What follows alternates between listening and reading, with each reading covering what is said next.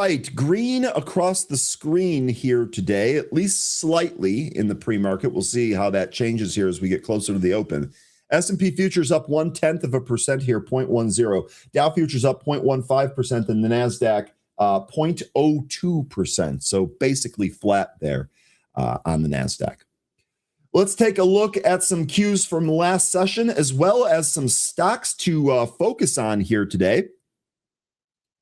Communication services, information technology, and industrials led the S&P 500's broad gains on Wednesday, though energy and utility shares retreated.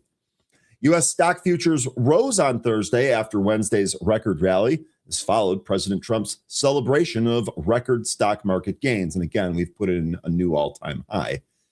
Trump said that strong job growth and rising retirement accounts reflected continued economic momentum. He posted on Truth Social, quote, "Stock market hit an all-time high today. Jobs and 401ks are booming," end quote.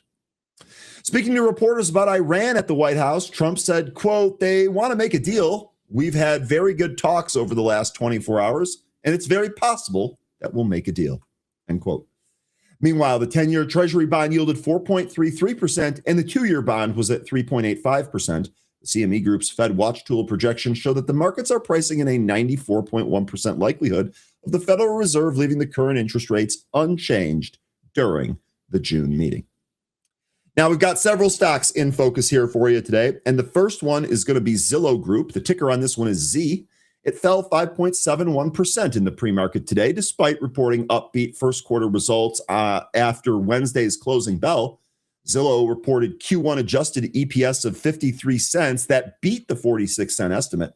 Sales came in at $708 million, which beat the estimate of $705.259 million.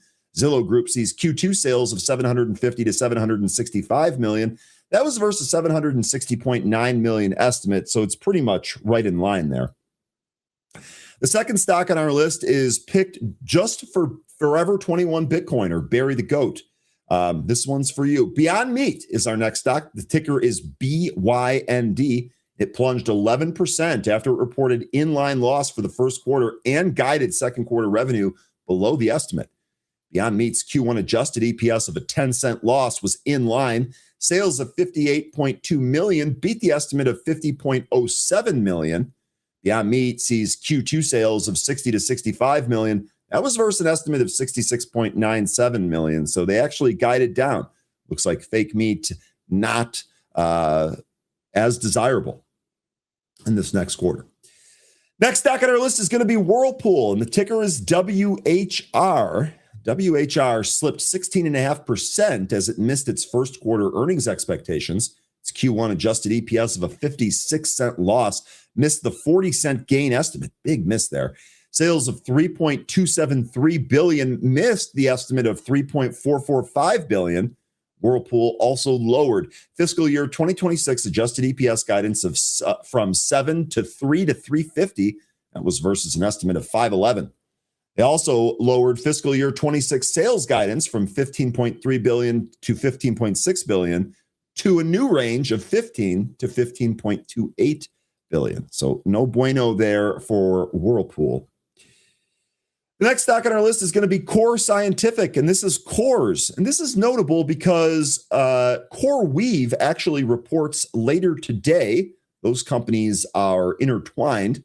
Nonetheless, though, Core's CORZ declined 6.25% after missing its first quarter EPS estimates. Core Scientific's Q1 adjusted EPS of a 10-cent loss missed the 7-cent loss estimate, and sales of $115.24 million beat the estimate of $111.254 million.